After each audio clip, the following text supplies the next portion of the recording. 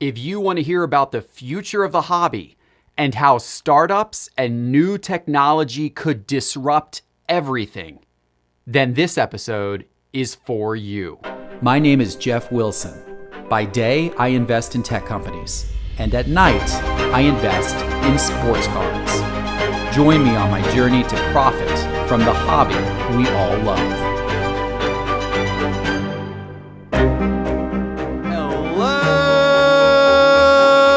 Hello, sports card investors, and welcome to another episode.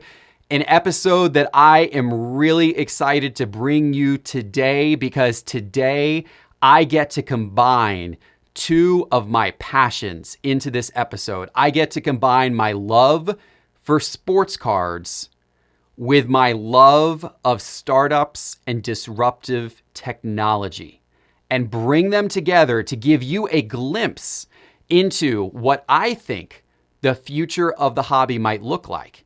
And also where I think there is business opportunity, tons of business opportunity to be explored.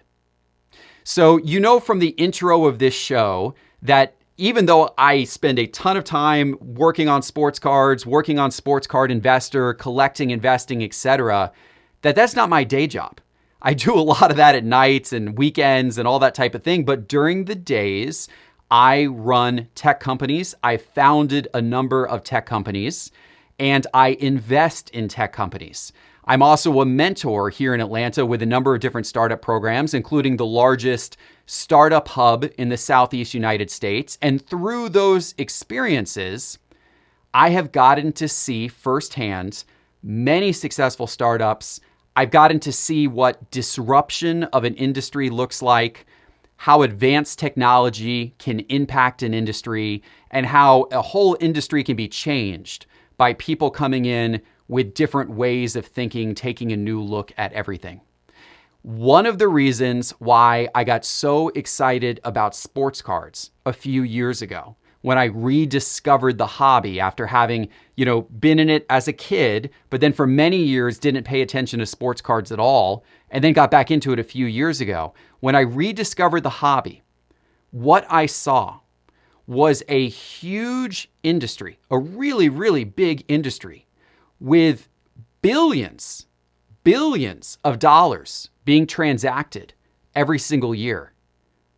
But it was so sleepy from a technology perspective, from a content perspective. It was so behind the times. It was very unsophisticated.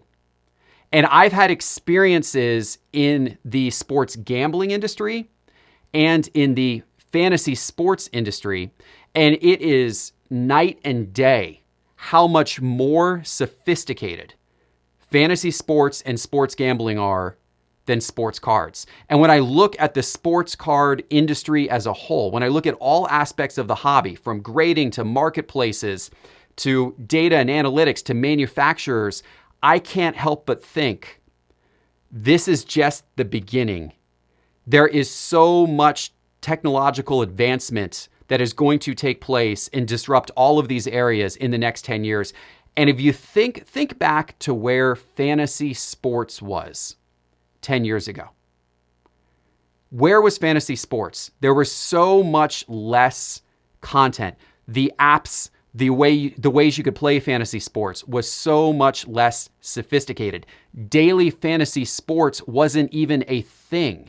We only knew fantasy sports back then as these season-long games. There was no such thing as playing for the day or actually risking money, building a lineup, and having money at stake and doing that whole type of thing. Fantasy sports has gotten so dynamic, so sophisticated, so many different ways to enjoy the experience compared to where it was 10 years ago. And by the way, so much content. I mean, shows on all the networks, incredible websites, tons of in-depth content, tools, analytics. Obviously, we've got a great partnership with Roto Grinders. They are just one of many wonderful informational sites with all kinds of data tools about fantasy sports.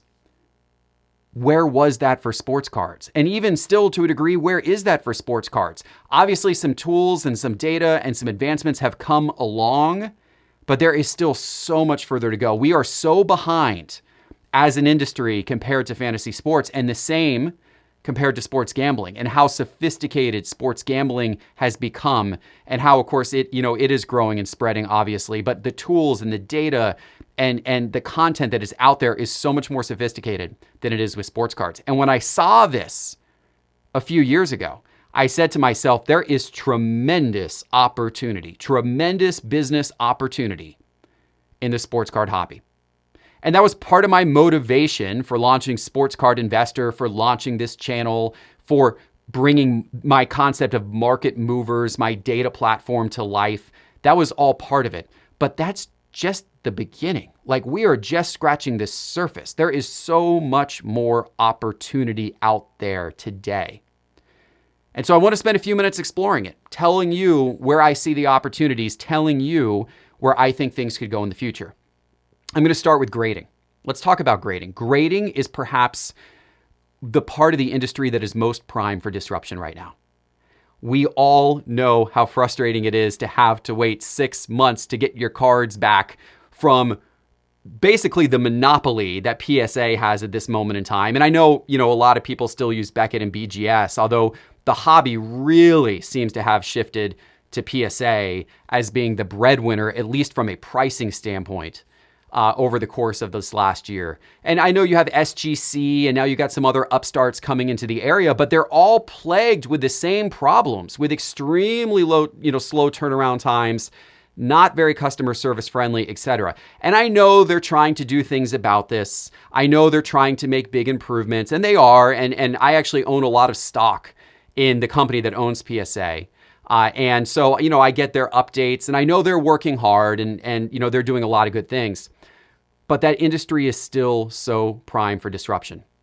Because I am a tech investor, I have a lot of startups, a lot of people with ideas in the sports card hobby who reach out to me, who send me their business plan, who ask me if I would be willing to partner or invest. So I see a lot of what's happening. And I can tell you that I've had a handful of people reach out over the last few months that are all independently working on computer vision products to be able to do sports card grading via, to be able to do it via a computer, right? Camera systems. Some people are doing phone apps where you can scan a card with your phone. Of course, that's probably not going to be sophisticated enough to really analyze it, but that might give you at least an idea of things like centering. Other people are working on systems that have multiple cameras, different lighting angles, all that type of thing that would do a more thorough assessment. Some are layering in machine learning. So basically the computers are being trained to get smarter and smarter over time and be able to better, assess cards. This is clearly the future. And even PSA knows it's the future, because I've heard rumors that PSA has been investing significant amounts of money in computer vision systems of their own to try to add a computer element to how they are doing the grading. Now, I have a vision beyond that, because I think where grading really needs to go is to the point where we can get grading to be so automated that you can literally walk into your local card shop in your city with a stack of cards, and your local card shop has a machine behind the counter. Think about when you go into like CVS or Walgreens, when you used to take a roll of film and 60 minutes later, all your photos would be processed out of their big machine and they'd hand you back the pack of photos. How about you taking a stack of sports cards to your local card shop, and 60 minutes later you walk back in and they're all graded and slabbed and they're handed back to you? It sounds far-fetched, but it is possible. And what it will take this computer vision technology to be able to accurately assess the condition of any card and identify any card. As soon as that can happen, now the grading technology can be dispersed. It can be dispersed to local sports card stores. And if they have an apparatus within their store that allows them to quickly grade a card by computer and then quickly slab the card and put the grade as part of it, as part of some sort of machine that would take care of all of this process for them, how dynamite would that be? How amazing would it be to walk into your local card shop and be able to get your cards graded in 60 minutes? I think that's where we're going. It may take us a little while to get there, but that's where I believe we're going. And I believe that there are people out there, whether it's the big grading companies or whether it's some of these startup entrepreneurs who are playing in the space, that will eventually push us to get there. Now, this is not an area that I am playing in currently. It is trying to do what I just described is very capital intensive. And if you go as far as having the machines in the local card stores, it then becomes a hardware play. My background as a tech investor is centered around software. I like software plays. That's my specialty. I know software really, really well. I don't know hardware as well. I don't know, the production of devices that well. And I do know it's very capital intensive. You have to have great manufacturer relationships to pull that type of thing off. And one of the things you learn as an investor is, pick your lane. And this is, by the way, great advice for business in general. Pick what you are best at, pick what you know the most, what your experience lines up with, and what you are the best at, and go deep in that lane. And so that's what I do. So I go deep with startup software plays. And that's obviously why I developed Market Movers as my first product. By the way, the first product of several. And that's one of the cool things about what we're developing at Sports Card Investor. Sports Card Investor is not just going to be the show and the content that you see in our social channels and Market Movers, our data platform. It's not just going to be that. It's going to be a lot more than that. And over the course of the next couple of years, we will be introducing new product after new product to change many aspects of the hobby. Now, grading is not one area where we are likely to get involved ourselves. Perhaps we invest in one of these computer vision companies. Perhaps we partner with a company that's already in the space. But it is an area that hopefully someone out there watching the video right now is going to make an impact and is going to make the process of grading better. Let's talk about marketplaces. Now, I got to tell you right off the bat, we have a great relationship with eBay here at Sports Card Investor. We very much respect eBay. eBay is obviously the giant gorilla in the sports card marketplace game. They have by far the most inventory, by far the most transaction volume, by far the longest legacy of providing sports card transactions in the hobby. And we're big supporters of eBay. eBay has some challenges that everybody who reads any of the online forums or talks to anyone who is a seller on eBay knows. They've had some real challenges this year where there have been buyers who have been taking advantage of eBay's very buyer-friendly return policies. And while I commend eBay for having such buyer protections, when it comes to most shopping, in sports cards, it doesn't work. Because in sports cards, you have people taking advantage of eBay's policies and returning cards just simply because the market value of those cards dropped for no other reason. You also, by the way, sometimes have sellers canceling transactions because they sold a card and then over the next couple of days before they shipped it, the card went up in value and then they cancel the transaction. I've seen it both ways. It's not good. It's a problem that eBay is very aware of, and eBay has new leadership and good leadership in place who I believe will make improvements in those areas over time. I believe that they will. But with that said, there is still so much room in the marketplace space to do some really, really interesting things. And again, this is not an area that in Sports Card Investor that we're playing in right now, mainly because we've got a really good partnership with eBay. But it is an area where I would expect new people to come about, new things to crop up. I'm actually really surprised. I'm really surprised that the only major new marketplace in the sports card hobby that I can think about that launched this year, this calendar year so far, is StarStock. StarStock's the only one. StockX launched into trading cards late last year. Then you had StarStock launch this year.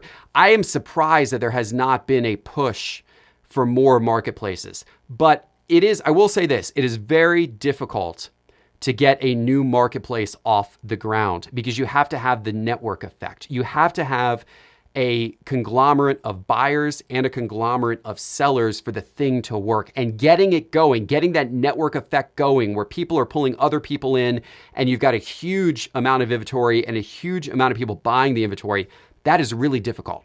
So while technologically it may be relatively easy to build a new marketplace, it's not that difficult to build the software to power a new marketplace. But the challenge of getting the new marketplace going is actually the marketing and the user adoption. And that can be very difficult and that can be very expensive. But I welcome new people to see what they can do in the marketplace space, because I do think this is an area where we could see some really interesting innovation in the years ahead. Let's talk about fractional ownership. Fractional ownership has really kind of burst onto the scene in the sports card hobby. And it's funny because a couple of years ago, I first found out about Rally Road. And by the way, for those of you who don't know what fractional ownership is, this is a concept where somebody will take a really expensive card.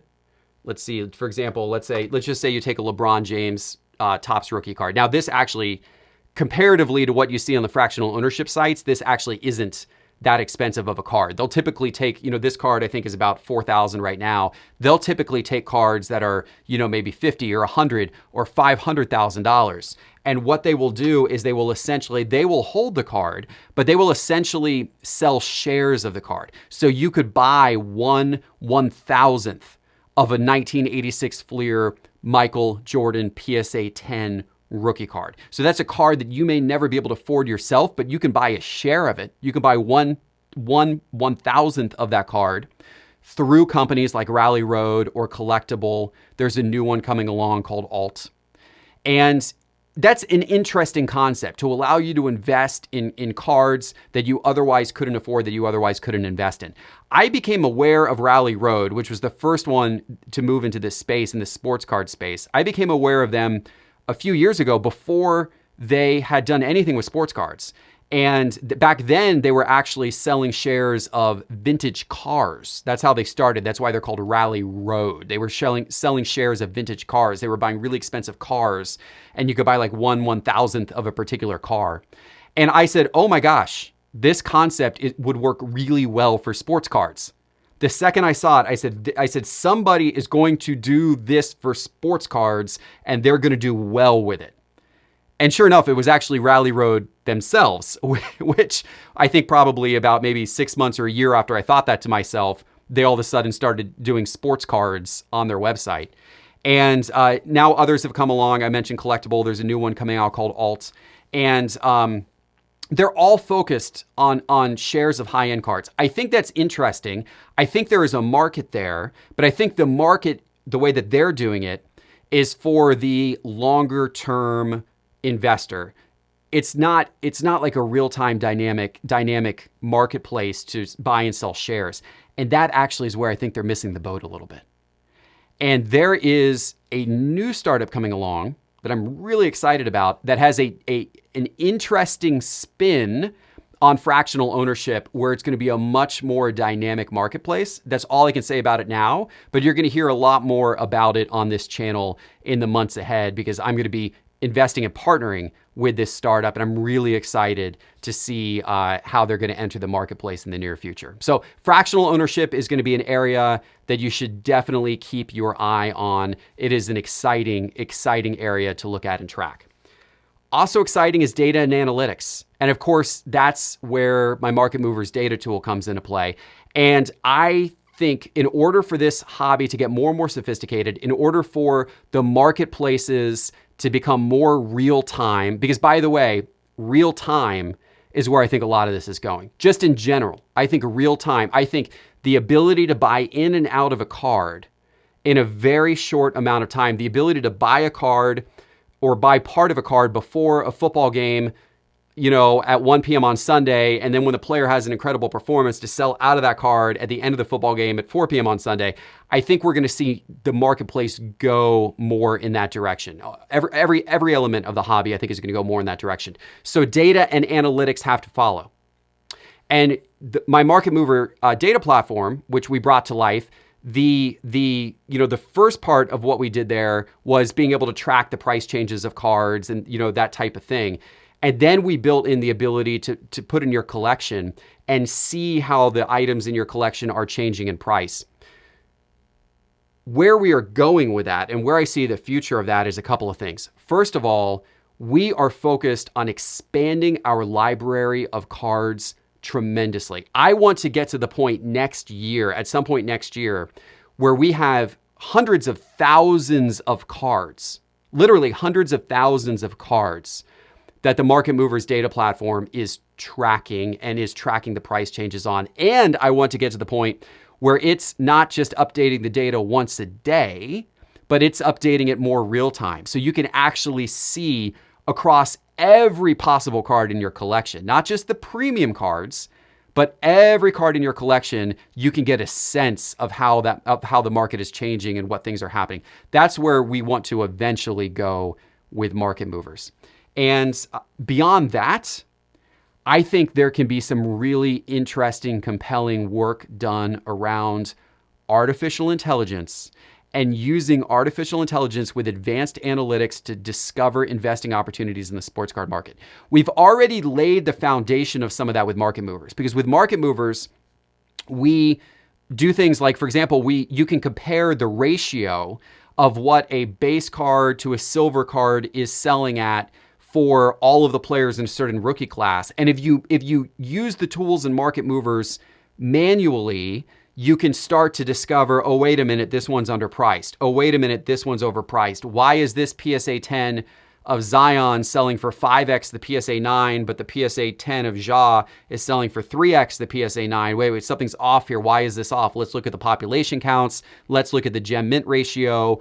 What's the picture here? But right now, it's Market Movers gives you the tools to do that. And we're adding more and more tools for you to be able to compare across players.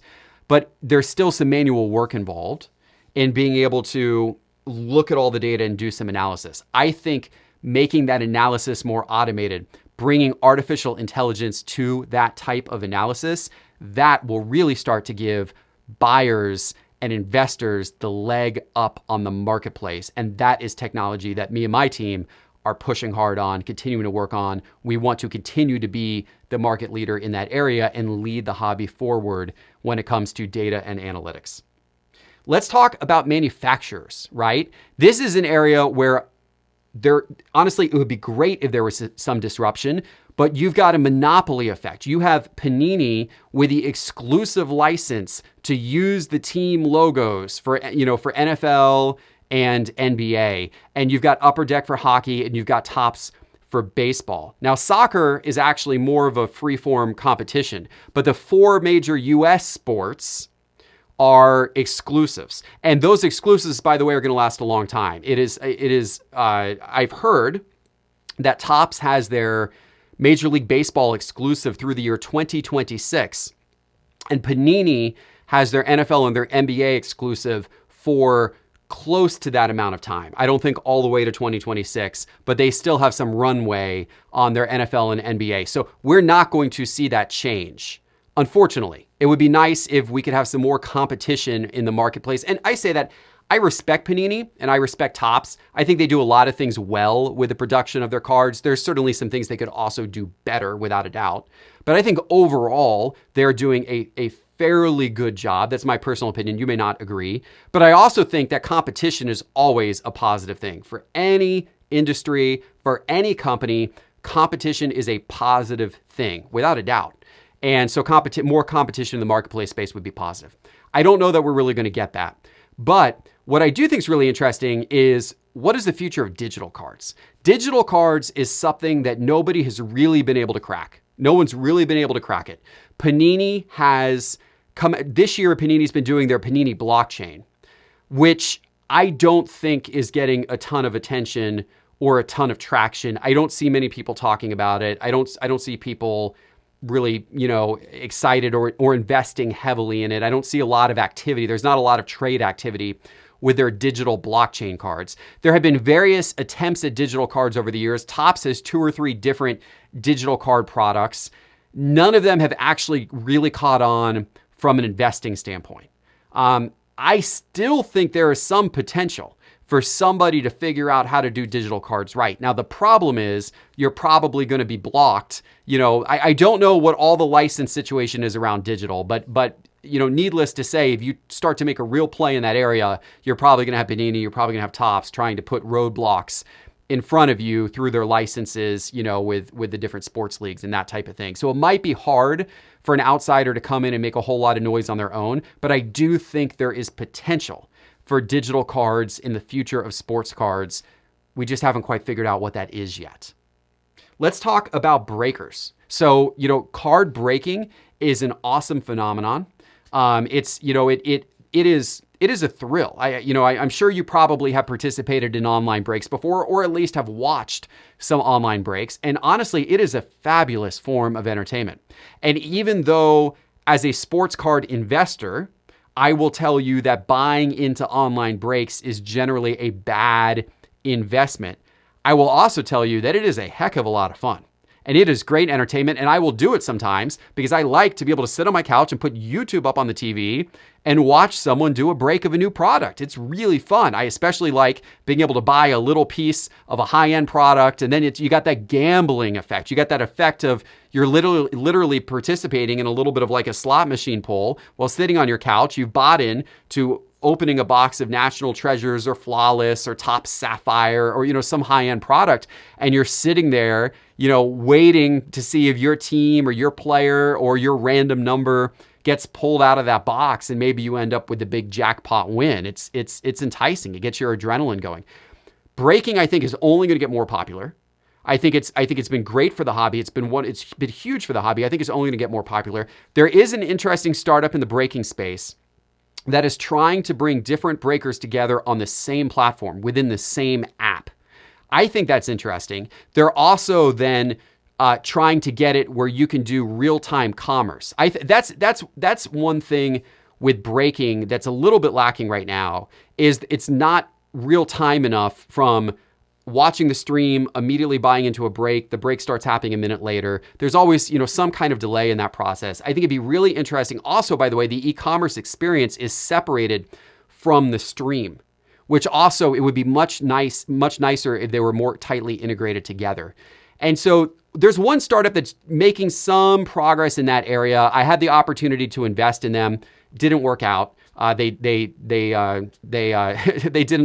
like my offer. I made them a bit of a sharky offer, I guess, and they didn't like my offer. So that one didn't work out. But I'm sure there are others that are going to be getting into this space as well. And here's what I think could be really cool from a breaking standpoint.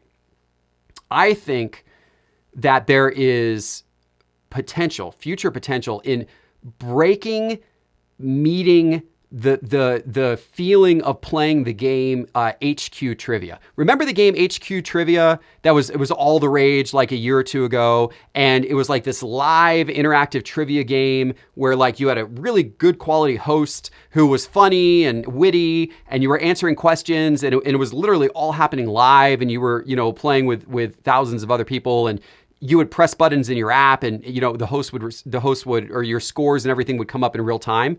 That type of idea for breaking. The type of idea where you could literally be watching a stream with an entertaining host, with an entertaining, engaging host. And he could be, hey, what product do you want to, break next? And you could vote real time. And then the vote tally's coming up. He's like, great, here's a box of Prism football. You can buy in right now. A slot for this break is $50. Do you want to buy in? And it pops up on your phone. Do you want to buy in? Yes or no? Yes, I want to buy in. And as soon as the 30 slots are filled, it's like, great, all the slots are filled. He does the break. And it's this real kind of engaging, almost like a game show feeling, real-time streaming. Breaking should go in that direction, and it will. And people are going to figure that out. And I'm friends with the guys who started this awesome card shop in LA on Hollywood Boulevard called Cards and Coffee. It just opened up. You got to check them out on Instagram. And those guys are trying to really build a better breaking experience with better technology, better production quality. And I think it's really compelling what they're trying to do. And I see more of that in the future. I just see better quality, higher produced, more interactive breaking. And I think there's the opportunity for people to really get ahead in that space and do something special. Those are just some of the areas that I think are ripe for disruption, but you could think through other aspects of the hobby as well. You could think about storage, how cards are stored, how people display their collection, how people insure their collection. When I'm talking to new startup founders, and they sometimes come to me and say, hey, how do you get ideas? How do you get ideas for different companies you founded, over time? One very practical, easy piece of advice is to think through a day in your life, or if you're thinking specifically about the sports card hobby, think about your experiences as a sports card collector or investor? What does a day in your life as a sports card investor or collector look like? And what are the things in that process that you wish were better, that either have caused you some pain because they're annoying, they take a lot of time, like for example, maybe preparing cards for shipping, for example, and dealing with shipping labels and the whole shipping process on eBay. Could that be disrupted somehow? What are the other elements of dealing with, investing in cards, collecting cards that cause you some sort of pain or annoyance, or that you just say to yourself, man, this should be a lot better. This should be a lot better than it is. Because that's where great business ideas are born from. And so it could be any of these areas I just talked about, or it could be something else. You could have some other idea of how, something about the sports card hobby where you're like, man, wouldn't it be a lot better if it were this way? Or would it be, this would solve a lot of problems and a lot of personal pain that I experience if we could do it this way. That's where great ideas are born from. So if you are an entrepreneur, if you're thinking about a startup, that's what I would encourage you to do. And I will tell you, I think the sports card hobby is ripe for new startups, and I think it is ripe for disruption. I think we're going to see a lot of startups launching in the next few years. I think we're going to see a lot of money fueling new startups to launch. Venture capital is going to come into the market. We might see private equity come into the market. We're going to see a lot of angel investors, such as myself, continuing to invest in companies that are doing things in the marketplace. I think we're going to see all of that. And part of the reason why I am so optimistic about the future of the sports card hobby and why I think cards are only going to go up from here is because I think it's this type of activity. It's the new startups coming in. It's breaking becoming better and more available to the masses. It's grading being improved. It's the marketplaces becoming real time. As more of that stuff happens, there will be more activity in the hobby. There will be more money in the hobby. There will be more interest in the hobby, and a rising tide rises all boats. And the price of your Giannis cards is going to go up as all of that stuff starts to happen, in my opinion. So I remain bullish on the sports card hobby. I am excited to see what is going to occur in the years ahead. If you have a business idea, and let me give you a tip here, a business plan, not just an idea, but a plan. People contact Sports Card Investor all the time with ideas. And we don't always have the chance to respond to them. And I've had a lot of people reach out. And if you're one of them, I'm sorry if I haven't been able to get back to you. You have to try a few times sometimes, just because we get a ton of emails, a ton of people contacting. But what you really need to come to the table with is a really well thought out business plan, not just an idea. Because ideas like the ones I share with you on this episode, they're nice to listen to, but an idea without execution is nothing. An idea without a plan is nothing. An idea without a team is nothing. None of it matters. I could tell you 1,000 ideas right now, and none of them matter unless there's a plan, unless there's a team, and unless there's the ability to execute. You got to have those things. And so if you're going to come to us to pitch an idea, come with a plan. Come with a team. Come with the understanding of how this is actually going to get executed and come together. Come with something more robust, something more baked, so that I can look at it and go, okay, you not only have an idea, but you also have all of the makings to actually make this real. You've got a plan. You know what your next steps are. You know what you need to get this done. You know how much money you need. You know what people you need. You've got the plan of how it's going to work. You have thought through who the customers are, how the marketing is going to work, etc. I could talk for another hour about business plans. I'm not going to do that, but there's plenty of good resources out there around business planning.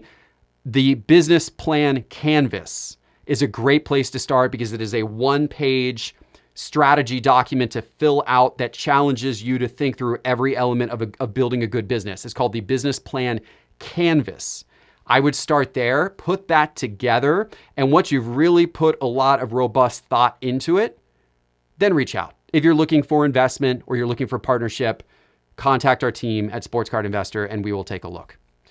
All right, guys, that's what I got for today. Let me know, first of all, a couple things. What ideas do you have? What do you think of the ideas I put forth? Let me know in the YouTube comments. I would love to hear about that. And are there more things like this? What do you think about me talking about this stuff? Because I love talking about business. I love talking about startups. I love talking about technology. I haven't talked about it a lot on this show in the past because we've kept it fairly sports card centric. But I love talking about this stuff. Should I talk about it more? Love to hear what you think. Let me know in the comments below. Really appreciate you guys watching. Hope you have a wonderful rest of your day. If you haven't checked out, by the way, if you haven't checked out our Market Movers data platform yet, you can find more out about that by going to sportscardinvestor.com and clicking on Market Movers. As an entrepreneur, as a founder, I got to give you that pitch. I got to give you the sales pitch. It's, that's got to happen in the episodes. That's how we get customers, right? That's how this whole thing works. So please check out Market Movers. And oh yes, subscribe to the YouTube channel. Hit the little bell icon. That matters as well. By the way, guys, we are almost at 50,000 subscribers. Almost 50,000. Maybe you will be subscriber 50,000. Maybe you will be a subscriber 50,000. I tell you what, when we hit that 50,000, we're going to do something special. We're going to do something special for every single one of you guys out there. Well, I can't promise every single one of you 50,000, but we'll do a giveaway. We'll do something cool because I think we're going to hit it here in the next few days. I'm really excited about that. Thanks so much for watching. Enjoy the rest of your day. I'll see you back in a few days with our next episode. Take care.